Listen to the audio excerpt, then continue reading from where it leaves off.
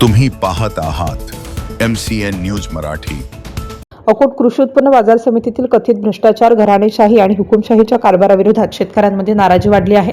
सामाजिक कार्यकर्ते रविराज मोरे यांच्या नेतृत्वाखाली 14 ऑगस्ट रोजी उपोषण करण्यात येणार असून या आंदोलनाला हजारो शेतकऱ्यांचा पाठिंबा असल्याचा दावा आयोजकांनी केलाय। बाजार समितीचे सचिव राजकुमार माळवे यांच्या कार्यपद्धतीवर आंदोलकांनी गंभीर आरोप करत चौकशी आणि दोषींवर कारवाईची मागणी केली आहे। तसेच CCI आणि नाफेडच्या कामकाजात कथित गैरव्यवस्थापन होत असल्याचा आरोपही करण्यात आला आहे।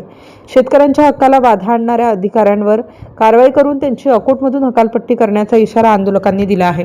शेतकरी संघटनेचे अध्यक्ष ललित बहाळे यांनी 14 ऑगस्टचे आंदोलन शेतकऱ्यांच्या न्याय हक्कासाठी निर्णायक ठरणार असल्याचे सांगत मोठ्या संख्येने सहभागी होण्याचे आवाहन केले आहे। दरम्यान या आरोपांवर बाजार समिती प्रशासनाची भूमिका अद्याप समोर आलेली नाही, त्यामुळे 14 ऑगस्टच्या आंदोलनाकडे अकोट तालुक्याचे लक्ष लागले आहे।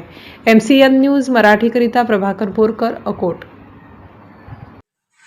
येणाऱ्या 14 ऑगस्ट 2026 पासून मी अकोट कृषी उत्पन्न बाजार समिती समोर आमरण उपोषणाला बसणार आहे। त्याचा संदर्भ असा की 83 शेतकऱ्यांचे पैसे बाजार समितीचे जे सचिव आहेत राजकुमार माळवे यांनी थांबवून ठेवलेले आहेत। गेले 5 ते 6 महिन्यापासून CCIला कापूस विकल्यानंतरही त्या शेतकऱ्यांचे, त्या शेतकरी बांधवांचे पैसे लाखो रुपये, करोड रुपये राजकुमार माळवे यांनी एका पत्रावर थांबवून ठेवलेले आहेत।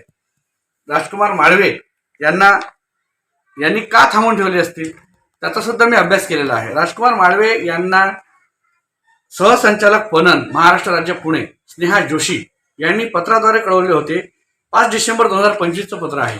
5 डिसेंबर 2025 या पत्रानुसार स्पष्ट निर्देश आहेत की शेतकऱ्यांनी स्वनोंदणी केल्यानंतरही त्याची ओळख पटवणे आणि सर्व कागदपत्रे पडताळून त्यांना मान्यता देणे ही राज्य शासनाच्या अखत्यारीत असलेल्या बाजार समितीची सचिवांची जबाबदारी आहे। स्पष्ट निर्देश आहेत।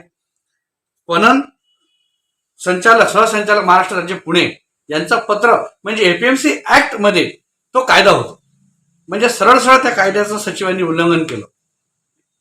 याचाच अर्थ सचिवांकडून खूप मोठी झालेली चूक, कागदपत्र पडताळणीमध्ये सचिवाकडून चूक झाली किंवा शेतकऱ्यांनी सातबारे बरोबर दिले आणि सचिव माळवे यांच्या अखत्यारीत ते कागदपत्र गेल्यानंतर, ते सातबारे गेल्यानंतर त्यांनी काहीतरी खोडतोड केली। यासाठी ही चौकशी करणे आवश्यक आहे। शेतकऱ्यांनी जर सातबारे खोडतोड केले असतील तर त्यांच्यावर तात्काळ गुन्हे दाखल आजपर्यंत का केले गेले नाही? काय करत आहेत? सचिव माळवेंनी ही भूमिका का घेतली नाही? जर तसं नसेल तर सातबारे शेतकऱ्यांनी दिल्यानंतर पडताळणी करण्याचे अधिकार सर्व सचिवांना आहेत। APMC ऍक्ट नुसार हा कायदा आहे। या कायद्याचं उल्लंघन सचिव माळवे यांनी केलेलं आहे। तसेच दुसरं पत्र माळवे यांनी दिनांक 5/3/2026 रोजी दिलं। त्यामध्ये स्पष्ट उल्लेख आहे की 2025, 2026 ते 27/2026 रोजी करण्यात आलेल्या कापूस खरेदीची देयके पडताळणी पूर्ण होईपर्यंत रोखून ठेवण्याबाबत सचिवांनी माळवेंनी स्पष्ट CCIला पत्र दिलेलं आहे दिनांक 5/3/2026 रोजी की कागदपत्र पडताळणी केल्याशिवाय देयके द्यायचे नाहीत 83 शेतकऱ्यांचे। त्यामुळे सचिवांची झालेली चूक, स्वतःच्या झालेली चूक, त्या ठिकाणी पडताळणीचे अधिकार त्यांना असताना CCIना पडताळणीचे अधिकार नाहीत।